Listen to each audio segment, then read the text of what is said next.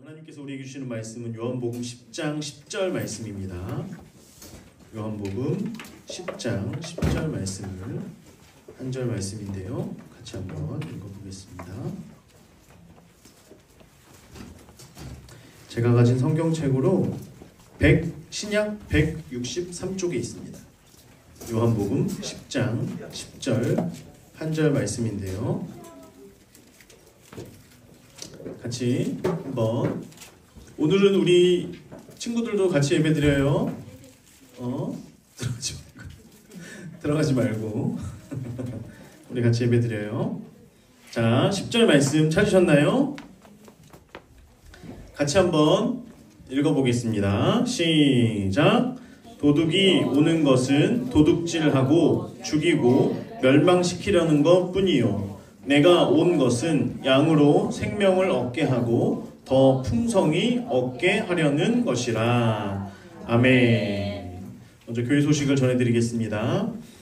오늘 예배 함께 하신 모든 성도님들 주님의 이름으로 사랑하고 축복합니다. 우리 한 번 더 인사할까요? 메리 크리스마스. 메리 크리스마스. 사랑합니다. 축복합니다.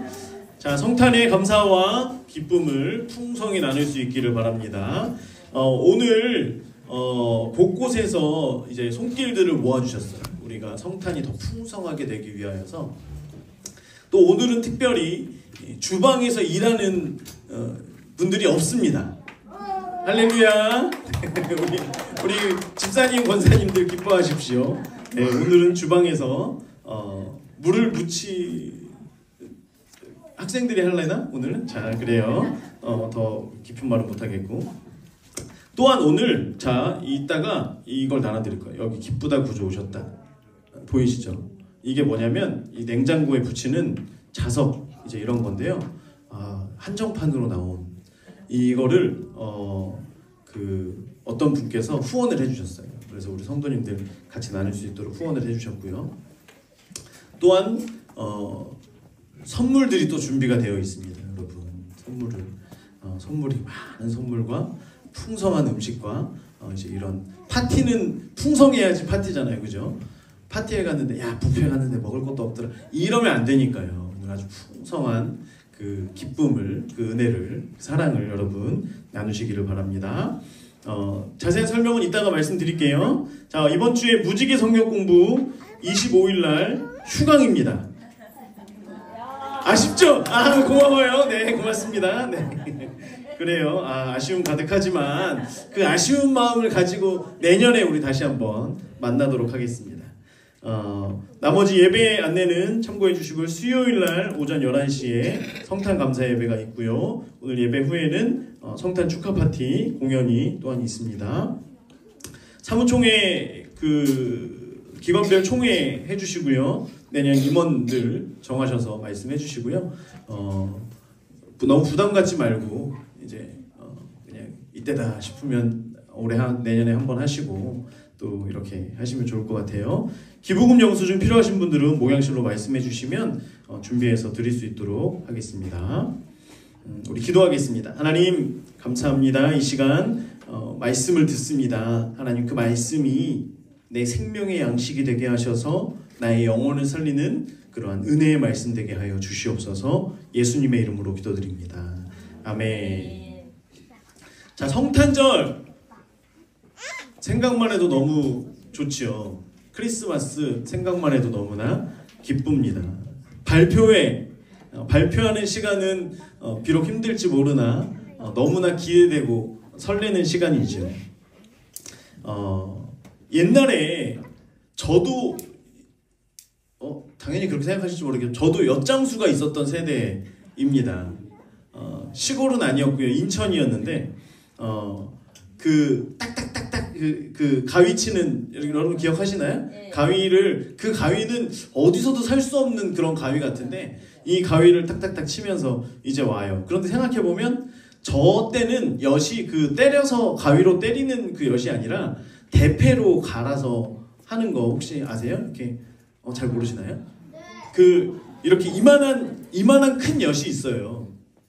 거기에 대패로 이렇게 갈아가지고 엿을 이렇게 나무에다가 사탕처럼 이렇게 해주는, 이제 그게 엿이었습니다. 그 엿 엿이 뭐냐면 사탕 같은 건데 있어 그런 게. 지금은 이제 장인들만 만드는. 자, 그런데 엿을 내가 먹기 위해서는 그 엿장수가 오면 집에 있는 무언가를 찾아야 돼요. 빈 병을 찾아야 되고요. 저 때는 병을 항상 갖다 드렸던 기억이 있습니다. 어렸을 때 병을 드리면 대패로 쓱쓱쓱 해가지고 맛있는 엿을 주셨어요. 우리가 어렸을 때 또 이제 많이 하던 그 놀이 중에 하나가 놀이터에서 모래에다가 두꺼봐 헌집 줄게 새집 다오. 이 게임을 굉장히 많이 했어요. 그리고 손가락을 빼면서 이게 마치 새 집인 것처럼 너무나 기뻐했던 그것이 있습니다. 지금 아이들도 역시 하죠. 역시 합니다. 엿장수는요, 우리에게 불필요한 것을 주면 좋은 것을 주던 사람이었어요. 좋은 아저씨였어요. 여러분, 예수님께서 이 땅 가운데 오셨을 때에 우리에게 불필요한 것들을 예수님께서 다 가져가셨어요. 그리고 우리에게 좋은 것을 주셨어요. 그렇게 하기 위해 예수님께서 이 땅에 오신 것이 바로 성탄절, 우리는 그때를 메리 크리스마스라고 외치며 그날을 기뻐합니다. 오늘 말씀을 보면 두 종류의 사람에 대해서 이제 이야기를 하는데요. 첫 번째로 도둑이 오는 것은 도둑질하고 죽이고 멸망시키라는 것뿐. 도둑에 대해서 이야기하고 있고요. 두 번째는 예수님, 내가 온 것은 하면서 예수님에 대해서 말씀하십니다. 먼저 앞에 있는 도둑은요, 우리에게 좋은 것, 나에게 있는 것을 빼앗아가는 사람이에요. 자, 뒤에 예수님은요, 우리에게 좋은 것을 주시는 분이라고 하는 거예요. 여러분, 세상에 있는 많은 것들은 사실 우리에게 도둑이에요, 도둑. 여러분, 자녀가 너무나 예쁘고 너무나 사랑스럽죠. 그런데 정말 우리가 이걸 경제학적으로, 정말 사실적으로 한번 생각을 해보세요. 자녀가 우리에게 주는 게 많아요? 빼앗아가는 게 많아요? 빼앗아가는 게 훨씬 많죠. 여러분, 나중에 결혼을 하면 괜찮을까요? 결혼을 하면 도둑이 몇 명이 돼요? 2명이 되고요. 자녀를 낳으면 어떻게 돼요? 떼도둑이 되죠. 알리바바와 40인의 도둑이 괜히 있는 게 아니에요. 저희는 결혼을 하고 저희 집에는 도둑이 몇 명이에요? 6명이에요. 떼도둑이에요. 떼도둑. 물론 부모들은 그것보다 더 큰 것을 받기 때문에 뺏어가도 좋아요. 딸이 집에 오면 엄마들이 긴장한다 그러잖아요. 그죠? 뭘 가져가려고 왔느냐, 무슨 일이 있어서 왔느냐. 물론 요즘에는 너무 왔다 갔다 하니까 그렇지 않지만 그렇게 얘기를 합니다. 자, 딸만 그렇나요? 아니에요. 사실 부부간의 관계에도 도둑이 더 많아요. 뺏기는 게 더 많다는 거예요. 여러분, 술과 담배, 이것도 도둑이에요. 술과 담배가 우리에게 기쁨을 주나요? 잠시 기쁨을 주는 것 같지요? 그런데 빼앗아가는 것이 너무나 많이 있어요. 여러분, 폐암 환자들이 모든 암 환자를 통틀어서 폐암 환자의 퍼센티지가 20%라고 그래요. 암이 5명이 걸리면 그 중에 1명은 반드시 폐암 환자라고 얘기해요. 음주운전으로 1년에 20만 명의 사상자가 매년 발생을 하고 있다고 합니다. 음주운전으로 인하여서 개인이, 가정이 불행을 겪게 되는 일들이 굉장히 많이 있다는 거예요. 술, 담배는요, 건강을 마구마구 빼앗아갑니다. 제가 이번에 건강검진을 했어요. 간 수치가 높다고 나온 거예요. 그래서 그런데 이 수치에 대해서 우리는 잘 모르잖아요. 그래서 병원에 갈 일이 있어서 가서 물어봤어요, 선생님께. 선생님, 간 수치가 높게 나왔다고 하는데 어떻게 해야 되죠? 그때 선생님께서 하시는 첫 말씀이 뭔지 알아요? 술 끊으세요. 술 끊으세요. 이었어요. 그래서 저 술을 아예 안 마시는데요. 얘기를 했더니 여러분, 너무 당연하게 그렇게 목사님 술 끊으셔야죠 하는 눈빛으로 보시면 안 됩니다. 당연히 저는 거기서 네, 죄송합니다, 끊겠습니다 그러지 않죠. 저는 술 안 마십니다 말씀드렸더니 그러면 운동 부족입니다 이렇게 얘기를 하는 거예요.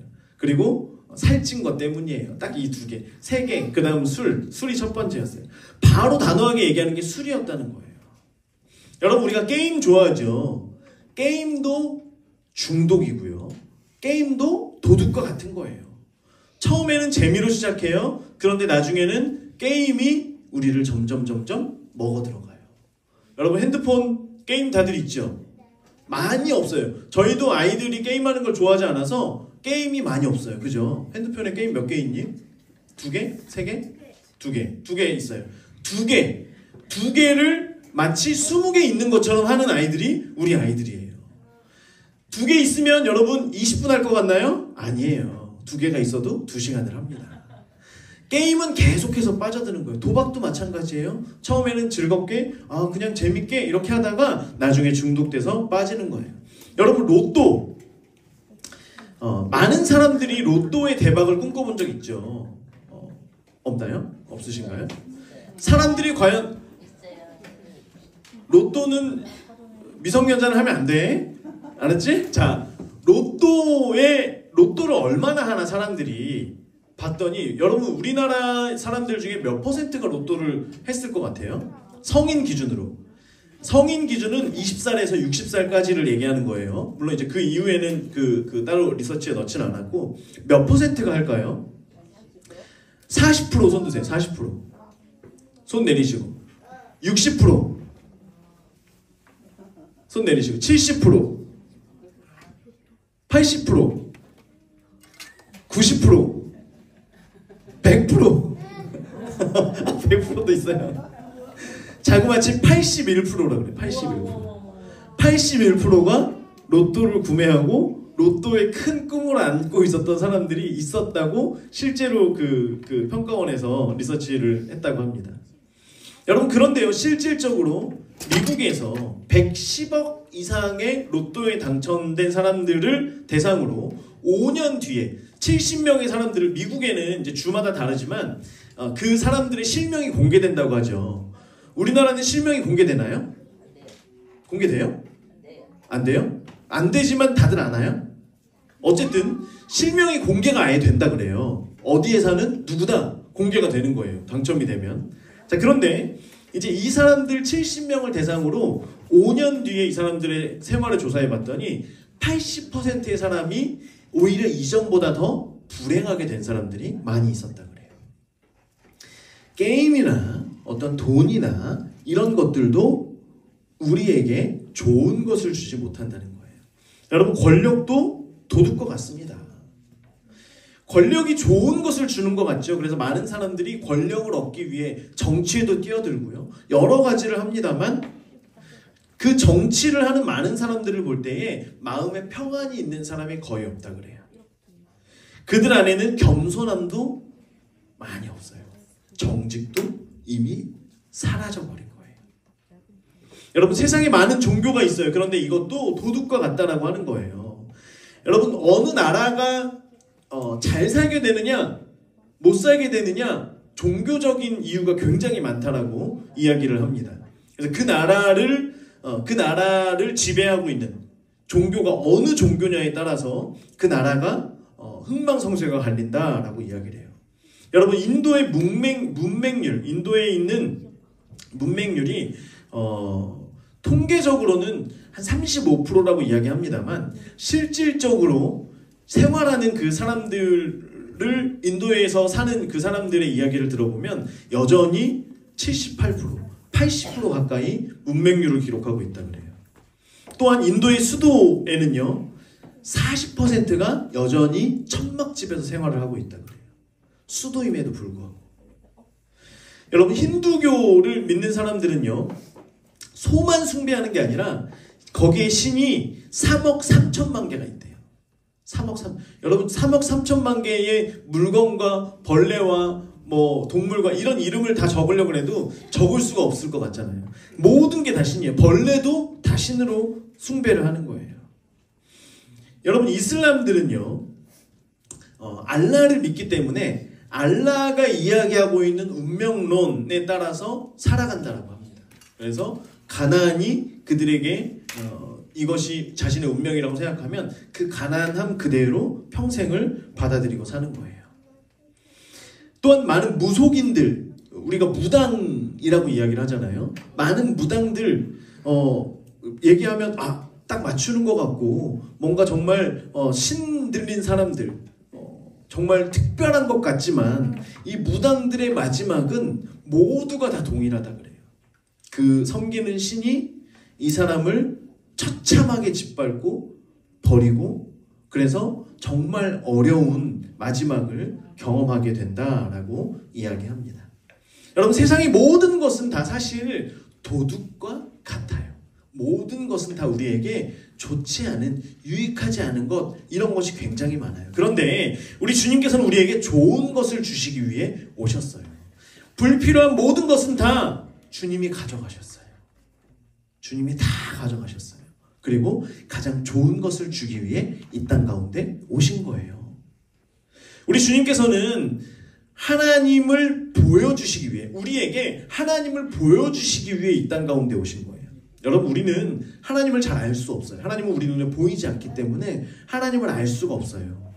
그렇기 때문에 예수님께서 이 땅 가운데 오셔서 그분이 바로 하나님이시기에, 그래서 말씀에 요한복음 말씀에 보면 본래 하나님을 본 사람이 없으되 아버지 품속에 있는 독생하신 하나님이 나타내셨느니라.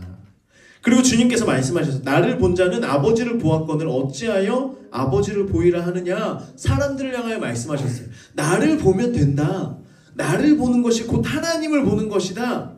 그래서 우리는요 더 이상 하나님 우리에게 보여주세요 라고 하지 않아도 돼요. 왜? 말씀에 있는 누구를 보면 되는 거예요? 예수님을 보면 하나님이 어떤 분이신지 우리는 알 수 있다라고 하는 거예요. 또한 예수님은 우리의 병을 가져가시고 우리에게 건강을 주신 분이세요. 이사야서에 보면 그가 채찍에 맞음으로 우리가 나음을 입었도다. 또한 마태복음에 우리의 연약한 것을 친히 담당하시고 병을 짊어지셨도다. 예수님께서 이 땅에 오셔서 우리가 알고 있는 것처럼 많은 병든 사람들을 고쳐주셨어요. 38년 동안 낫지 못한 사람을 고쳐주시고 태어날 때부터 보지 못한 사람, 태어날 때부터 걷지 못한 사람들을 보게 하시고 걷게 하신 분이 바로 우리 예수님이라고 하는 거예요. 또한 예수님은 우리의 가난을 가져가시고요 부요함을 주셨어요. 고린도후서 8장 9절 말씀인데요. 한번 함께 읽어볼까요? 고린도후서 8장 9절 말씀 같이 읽어보겠습니다. 시작. 우리 주 예수 그리스도의 은혜를 너희가 알거니와 그의 가난함으로 말미암아 너희를 부요하게 하려 하심이라. 아멘. 예수님은 가난한 자들을 부요하게 하시기 위해 이 땅에 오신 줄 믿습니다. 여러분 우리나라가요 불과 100년 전에는요 전 세계 중에 최하위권에 해당되는 나라였어요. 그런데 복음이 우리 이 땅 가운데 들어오고 나서 많은 사람들이 예수님을 믿고 또한 열심히 기도하고 그 안에서 예수님으로부터 오는 부요함을 많은 사람들이 누린 거예요. 그래서 여러분 지금 우리나라가 지금 2024년에 우리나라 경제 규모와 이 모든 것을 다 합친 국가의 그 순위가 있는데요. 우리나라가 몇 위인 줄 혹시 아세요? 저는 그 정도까지인 줄 몰랐는데 지금 이 모든 것을 합친 그 지표로 봤을 때 전 세계에서 6번째라고 그래요. 6번째 강대국이 되었다 그래요. 여러분 옛날에는요. 우리가 지금 여러분 TV나 이런 데서 보면 필리핀이나 이런 나라들을 보면 굉장히 못 사는 것 같잖아요. 그런데 불과 몇십 년 전만 해도 한 30년, 40년 전만 해도 필리핀, 베트남 이런 데에서 우리나라를 지원해 주던 나라들이었어요. 40년, 그죠? 그때만 해도 그런 나라였는데 그래서 전 세계에서 지금 30년 동안 전 세계에서 가장 크게 성장한 나라, 경제 규모가 500배나 성장한 나라가 대한민국이라고 해요. 그래서 많은 경제학자들이 이유가 뭔가라고 할 때에 우리는 알아요, 몰라요? 알죠. 왜? 예수님이 이 땅 가운데 오셨음으로 말미암아 우리가 그렇게 부유하게 될 수 있었다라고 하는 거예요. 부유한 게 뭐냐면 부자가 된 거야. 부자. 더 이상 가난하지 않아. 이제는 우리가 가난하지 않아요. 부유하게 사는 거예요. 여러분 많은 신앙인들이 그랬어요. 우리 부모님 세대가 그랬고요. 많은 분들이 정말 예수님을 믿으면서 우리의 가난이 물러가게 되어졌다라고 하는 것입니다. 또한 예수님께서는 우리의 불행을 가져가시고 진짜 참된 행복을 주시기 위해 오셨어요. 오늘 말씀인데요. 도둑이 오는 것은 도둑질하고 죽이고 멸망시키려는 것뿐이요, 내가 온 것은 양으로 생명을 얻게 하고 더 풍성히 얻게 하려고, 풍성한 생명을 얻게 하려고, 진짜 참된 행복이 무엇인지를 알려주시기 위하여서. 그래서 예수님께서는 그분으로 말미암아 우리는 진짜 행복이 뭔지를 알게 되는 거예요. 여러분, 아까 얘기했던 세상에서 있는 것들, 그것들이 우리에게 없기 때문에 우리가 불행한가요? 아니에요. 우리에게 무언가가 빠졌어도, 아니 그 모든 것이 다 없어도 우리는 예수님으로 말미암아 참된 행복 가운데 거하게 되는 줄 믿습니다. 여러분, 또한 예수님은요, 사단의 권세를 멸하기 위하여 오셨어요. 주님께서는 이 땅의 공중권세 잡은 자들, 우리는 사탄을 이길 수가 없어요. 이 땅을 지배하고 있는 사탄의 권력을 파하셨다라고 하는 거예요. 여러분, 우리의 불행에, 우리의 죄 가운데, 우리의 모든 죄의 배후에는 사탄의 권세가 있어요. 마귀가 있어요. 그런데 이 사단의 힘을 우리가 이기지 못하면 여전히 우리는 불행 가운데, 여전히 우리는 죄 가운데 있을 수밖에 없는 것인데요. 그렇기 때문에 하나님께서는 그분의 아들이신 예수님을 이 땅 가운데 보내셨다라고 하는 거예요. 요한일서 3장 8절에 보면, 띄워주세요. 죄를 짓는 자는 마귀에게 속하나니 마귀는 처음부터 범죄함이라. 하나님의 아들이 나타나신 것은 마귀의 일을 멸하려 하심이라. 없군요. 네, 죄송해요. 마귀가 이 땅 가운데 온 것은 우리를 죽이고 불행하게 하는 거예요.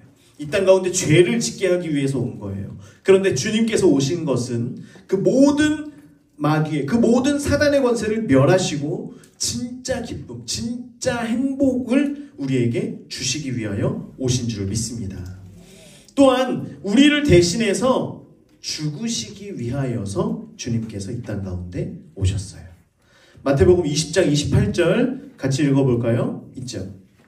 마태복음 20장 28절 시작. 인자가 온 것은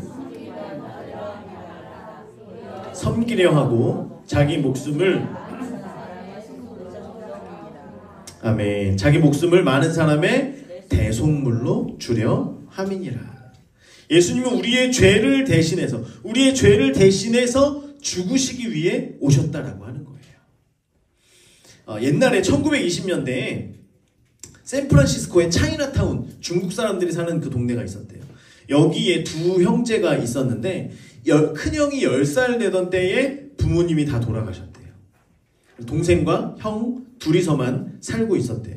너무 어려웠겠죠. 10살에 가장이 된 거예요. 그렇게 삶의 무게가 무겁던 때에 어느 날 형은 교회에 가게 됐고, 거기에서 그는 엄마 아빠를 합친 것보다도 더 좋으신 예수님을 만나게 됐어요. 예수님을 만나니까 삶의 무게가 가벼워진 거예요. 너무 기쁜 거예요.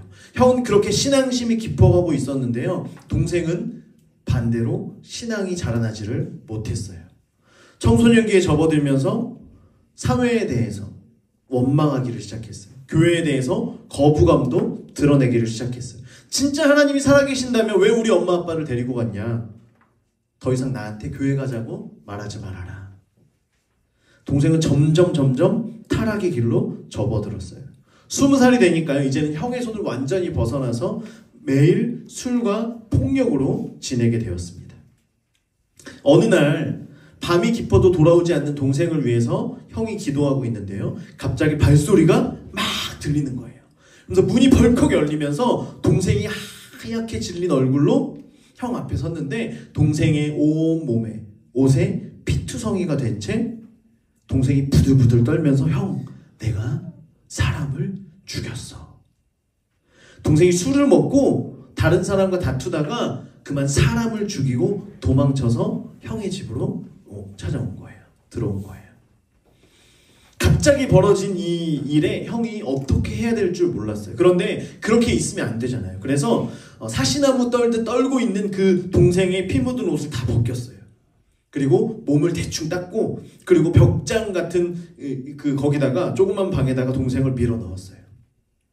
형은 어지럽게 널려진 그 피투성이 옷을 물끄러미 바라보면서 어떤 생각인지 모르지만 갑자기 자기 옷을 벗고 그 피 묻은 동생의 옷을 입었습니다. 잠시 뒤에 어떤 사람들이 급한 발자국 소리와 함께 문을 걷어차면서 들이닥쳤어요. 너 이 자식! 네가 사람을 죽였지! 하면서 거칠게 형을 낚아채고 그를 밖으로 데리고 나가서 발길질을 했어요. 형은 짓밟히면서도 끝까지 한마디 없이 끌려갔어요. 그리고 형은 반복적으로 얘기했어요. 저는 죄의 형벌을 받아야 됩니다. 저는 죄의 형벌을 받아야 됩니다. 그 말은 곧바로 인정되었고 재판에서도 재판이 빠르게 진행돼서 사형 선고를 받게 되었습니다. 형은 사형당하기 전에 간수에게 편지를 써서 부탁했어요. 제가 나중에 어느 날 사형을 당하게 되면 그날 이 편지를 이 주소지로 보내주세요. 그 편지는 사형이 끝나는 대로 동생에게 전달됩니다. 편지를 받은 동생이 거기에 적혀있는 그 글씨를 형의 글씨인 것을 알고서 편지를 열었어요. 그 편지에는 이렇게 적혀 있었습니다. 사랑하는 동생에게, 사랑하는 동생아, 나는 너의 죄의 옷을 입고 너 대신 죽노라. 동생은 그제서야 이게 무슨 말인지를 깨달았어요. 그리고 짐승처럼 울부짖기를 시작합니다. 안 돼, 형. 죽으면 안 돼.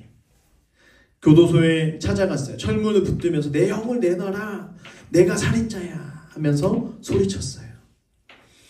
거기에 있던 교도소 소장은 이제야 이게 무슨 일인지 알았어요. 왜냐하면 형은 다른 죄수들과 너무나 달랐기 때문이에요. 그는 충격에 휩싸였지만 동생을 향해 소리쳤습니다. 너희 더러운 자식아. 내 놈은 이 사건과는 상관이 없어. 이 사건의 집행은 이미 끝났어. 그러니까 이 사건은 끝난 거야. 너는 이것과는 아무 상관이 없는 놈이니까 어서 꺼져버려. 하면서 동생을 몰아냈습니다. 동생은 아무것도 할 수 있는 게 없어서 집에 돌아와서 봤는데 여전히 내가 그 편지를 손에 쥐고 있는 것에 또 한 번 놀라면서 다시 그 편지를 꺼내 들었어요. 아까는 너무 당황해서 한 줄밖에 읽지 못했지만 그 다음 줄이 적혀 있었어요. 사랑하는 동생에게 나는 너의 옷을 입고 내 대신 죽노라. 넌 나의 옷을 입고 나처럼 살아다오. 동생은 오열하면서 몸부림칩니다. 어릴 때 따라다녔던 교회에서 듣던 복음, 예수님의 이야기, 천국의 이야기. 형이 간 곳은 분명 천국인 것 같은데, 그래서 형을 만날 수 있는 유일한 길은 천국인 것 같은데 어떻게 가야 될지 몰라서 형의 하나님을 부르짖기를 시작합니다. 우리 형이 그렇게 사랑했던 하나님, 나 형 좀 만날 수 있겠느냐고. 나는 형 없이는 살 수 없으니까 형 좀 만나게 해달라고 소리칩니다. 그렇게 소리치던 중에 나 같은 죄인도 천국에 갈 수 있느냐. 이 질문은 하나님께서 그토록 간절히 기다리셨던 질문이었어요. 그는 몇 날 며칠을 회개하고 몸부림치다가 어느 날 하나님을 만나게 됩니다. 이제는 예전의 내가 아닌 것을 알았어요. 형이 죽었을 때 이미 나 자신이 죽은 것을 알았어요. 그래서 그동안 내가 입고 있었던 옷과 물건들을 모두 불태워버립니다. 그리고 형의 마지막 말을 기억합니다. 너는 나의 옷을 입고 나처럼 살아라. 그는 그때부터 형의 옷을 입고 형이 예배당에 갈 때 입었던 초라하지만 깨끗하게 구별해 놓았던 형의 옷을 입고 예배당에 갑니다. 그리고 형이 앉았던 그 자리에서 정성을 다하여 예배를 드립니다. 집에 돌아와서는 형이 입던 작업복을 입고 형처럼 성실하게 진실하게 일을 합니다. 이전에 방탕했던 그는 죽고 이제는 형만 살아있는 것이죠. 시간이 조금 지났어요. 이제 아픔이 점점 사라져가고 있었던 그때에 옛날에 그 더러운 친구들, 그 친구들이 찾아왔어요. 그리고 그를 다시 부추기면서 유혹합니다. 그런데 그의 대답은 한결같습니다. 이 옷의 주인은 그런데 가지 않았어. 이 옷의 주인은 그렇게 살지 않았어. 이 옷의 주인은 그렇게 말하지 않았어. 라고 대답하였습니다.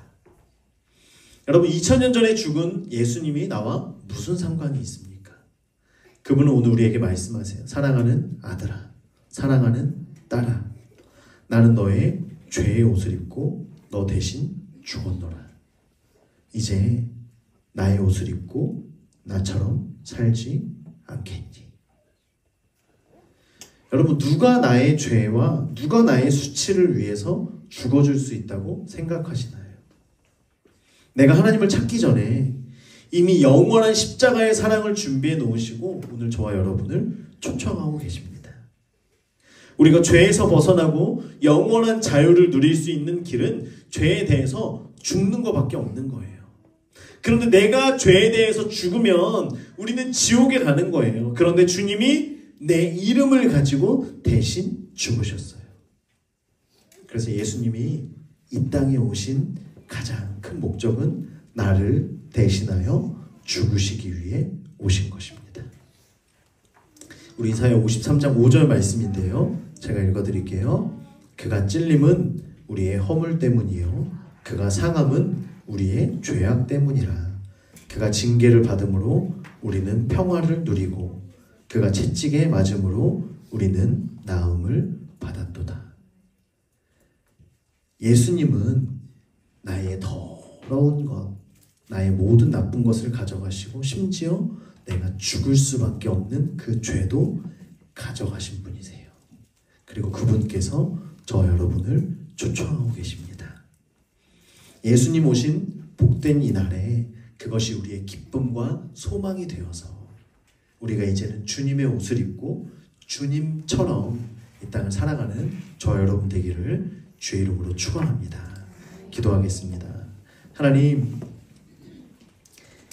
우리 모두를 위하여서 우리 주님께서는 이 땅 가운데 오셨습니다. 우리의 질병과 우리의 가난과 우리의 불행과 그 모든 사단의 권세를 멸하시기 위하여 특별히 나의 죄를 대신 지시고 나에게 생명을 주시기 위해 이 땅 가운데 오셨습니다. 그 주님을 찬양하며 그 주님을 사랑합니다. 이제는 내가 주의 옷을 입고 주님께서 사셨던 그러한 삶을 살아가는 우리 모두가 되게 하여 주시옵소서. 예수님의 이름으로 기도드립니다. 아멘.